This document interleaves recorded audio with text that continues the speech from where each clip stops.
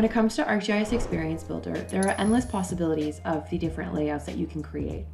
By generating a template, you can share with members of your organization a template that suits your needs and reuse it as many times as possible. I'll show you how to do that. You can generate a web experience template to use as a starting point so you can create a set of apps with a consistent design. To create a template, click the More Options button on the Builder toolbar and choose Generate Template. After generating a template, the Builder refreshes and an icon and message appear next to the title to indicate that you're now configuring an experience template.